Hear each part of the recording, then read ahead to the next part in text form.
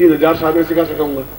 3000 दिन ही नहीं आपके पास। एक साल में 180 दिन होते हैं, सिर्फ 165 दिन होते हैं। 3000 साधना कब सीखोगे आप? इससे अच्छा है कि उस गुरु को ही अपने हृदय में स्थापन कर लें पूर्ण रूप से। वह श्रेष्ठतम साधना है, अद्वितीय साधना है। दूंगा तो फिर अद्वितीय दूंगा आपको, फिर छोटी मोटी चीजें नहीं किया, सामान्य चीजें नहीं किया। आप नहीं धारण कर सकते, कोई जरूरत नहीं है।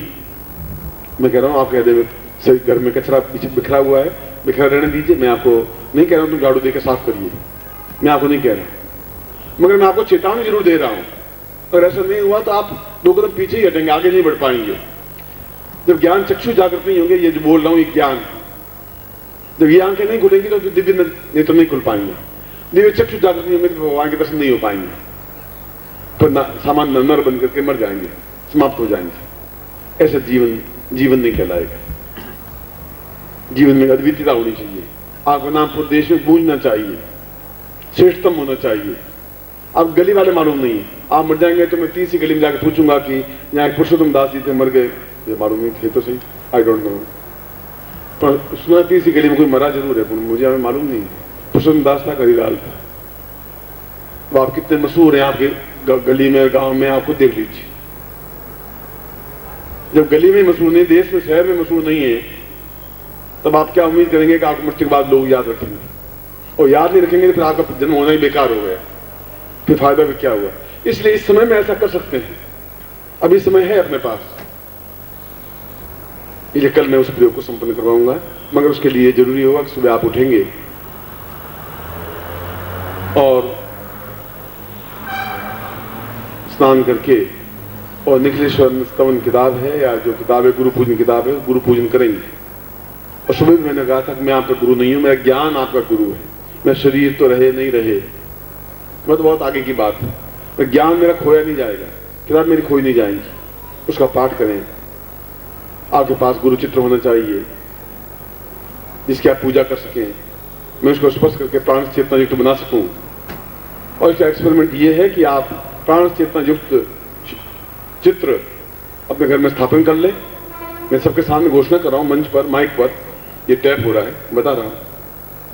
और आप सुबह 5 से 6 के बीच में अपनी बात उसको कह दीजिए और टेलीफोन करिए जोधपुर में या जहां हूं कि गुरुजी मैंने कुछ बात कही है, आपने सुनी, और मैं वही बात दोहरा दूं, समझ लीजिए मैं आपका गुरु हूं, नहीं तो मैं आपका गुरु नहीं हूं।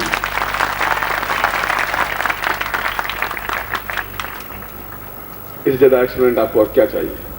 इससे ज्यादा प्रमाण आपको और क्या चाहिए? इसलिए मैं कह रहा हूं कि आपके ज्ञान के लिए तो खुलने चाहिए, पहचानने की क्षमता होनी चाहिए। मगर चित्र ऐसा होना चाहिए जहां बिंदी लगा सके, पूजा कर सके, चावल चढ़ा सके। कागज तो गल जाएगा, दूसरे तीसरे गल जाएगा, फेंक देंगे अपन। मूंगफली के सिंग दान में डाल करके फेंक देंगे, क्या होगा? दूसरे गुरु मिल जाएंगे। ये जीवन का लक्ष्य नहीं है। आप दूसरे गुरु धारण करिए, तीसरा करिए, चौथा करिए, 24 करिए। दत्तात्रेय के 24 गुरु थे। मैं ये नहीं कर रहा हूं, सभी गुरुओं के प्रति मेरा नमन है, मगर आपको कुछ प्राप्त हो, आपको सही अर्थों में चेतना दे सके, अंधकार में नहीं भटका सके। अंधकार में तो हो ही, आपको आह्वान दे सके कि मैं आपके पास आने के लिए तैयार हूं। मुझे जरूरत है नहीं आपके यहां आने की, तुम्हारे गांव आने की मुझे तो कोई आवश्यकता है नहीं, ऐसी कोई जरूरत है भी नहीं। गंगा जी को आप यहाँ बड़ोदम लाना चाहे, नहीं आएगी, कोई जरूरत नहीं है, पर आप में क्षमता होनी चाहिए, भागीरथ बनना चाहिए आपको। ऐसा होगा तो ज्ञान की चेतना पैदा हो सकेंगे। वो तब होगा जब आप दीपक होगा, जब आपको दीपक बन पाएंगे, जब आगे बढ़कर बोल पाएंगे, क्षमता हो पाएगी। आप ऐसा बने। ये सुबह गुरु हृदय स्थान दीक्षा, मगर उसके लिए आप सुबह मौन रखेंगे। मैं 9, साढ़े 9 बजे आऊंगा और मैं उस अद्वितीय गुरु हृदय धारण दीक्षा, सदगुरु हृदय धारण दीक्षा दो पाऊंगा, जहां पूरे ज्ञान के साथ आपके हृदय में हमेशा हमेशा के लिए स्थापित हो सके।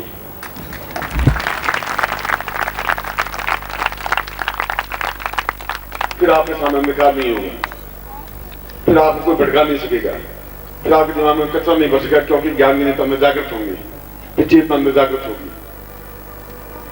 फिर आप अपने आप में फिर खोए नहीं जाएंगे, फिर आप आगे बढ़ सकेंगे। इसलिए मैंने कहा कि दें तो उच्च कोटि की ज्ञान चेतना दें, बाकी इन लोगों के बीच में जो गणित का हिसाब कर सकते हैं, वो दीक्षा, वो मंत्र जप, वो साधना नहीं कर सकते।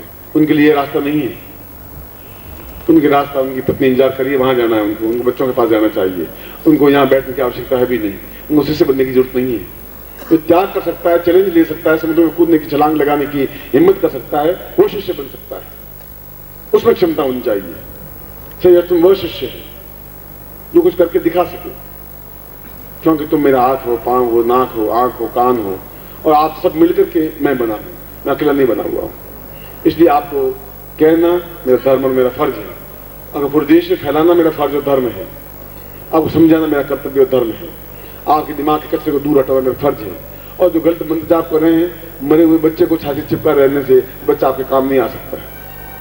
जीवंत है तो काम आएगा, और तुम उस मरे हुए बच्चे को चिपकाए हुए बैठे हुए हो, तनाव झेल रहे हो, समस्या झेल रहे हो। एहसास भी एक बच्चा है, वो तो मरा हुआ बच्चा है।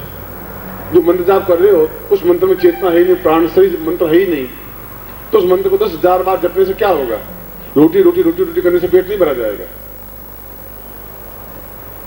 इसलिए जरूरी है कि वह हृदय में स्थापित हो सके। और उसके बाद एक और प्रयोग करेंगे, वह देख लेंगे, आपकी चेतना देखेंगे, आपके प्राणशीलता देखेंगे, आपकी ऊर्जा देखेंगे, आप हौसला देखेंगे, आप हिम्मत देखेंगे। और सुबह आपकी नमस्ते टटोल लूंगा क्या आप में शिष्यत्व है, तो इसके बाद दूसरी दीक्षा दूंगा, उसके बाद में प्रस्थान कर लूंगा। नहीं होगा तो उसके बाद में उसी समय मैं समापन करके आरती करके समाप्त कर दूंगा। फिर दूसरी दीक्षा नहीं दे पाऊंगा, दूसरा प्रयोग नहीं कर पाऊंगा। मैं तो कल पहले प्रयोग के बाद ही समझ पाऊंगा कि आप में कितनी धड़कन है, कितनी चेतना है, कितना विवेक है, कितना ज्ञान नेत्र जागृत हुए हैं। तो कल मालूम पड़ जाएगा। रोगी को देखते ही डॉक्टर को मालूम पड़ जाता है कि ये रोगी कैसा है, किस प्रकार का है, क्या कुछ होश है या मरा हुआ ही रहा है रात भर। तो फिर आगे समझाना बेकार है, फिर उसको फिर ज्ञान देना बेकार है, फिर चेतना देना बेकार है, फिर समय बर्बाद करना बेकार है। मैं तो कल दूसरा प्रयोग आपकी उस नब्ज को टटोल करके अगला प्रयोग दे पाऊंगा। वह कल की बात है। मैं कल सुबह उसके लिए आपको ऊर्जा इकट्ठी करनी पड़ेगी। आप बोलेंगे नहीं, एक दूसरे से बातचीत नहीं करेंगे, मौन रहेंगे, ईश्वरों से बात कर सकते हैं। क्योंकि जितनी ऊर्जा प्राप्त होगी तब आपके हृदय के अंदर गुरु स्थापित हो पाएंगे, तब वो अद्वितीय ज्ञान, अद्वितीय चेतना, अद्वितीय स्थिति, अद्वितीय साधना हो पाएगी, तब हो पाएगी। क्योंकि बात करने से शक्ति खर्च नहीं होगी, मैं आपकी शक्ति खर्च करना नहीं चाहता। ये सुबह का प्रयोग उस समय होगा। अभी तो उस प्रयोग को संपन्न कर रहे हैं जहां हम पौरुषवान बने। मैं आपको समझा रहा था कि ब्रह्मोपनिषद में पौरुषवान हमें क्यों बताया गया, क्यों कायाकल्प के लिए कहा गया। और अगर मैंने प्रयोग करवा रहा हूं तो आप 6 महीने बाद एक्सपेरिमेंट करके देखें। मैं तो कहता हूं आप खुद देखिए। मैं कब कह रहा हूं कि आप मत देखिए, मैं तो एक्सपेरिमेंट करके बताना चाहता हूं। आप खुद देखिए कि आज आप क्या है, 6 महीने बाद क्या है।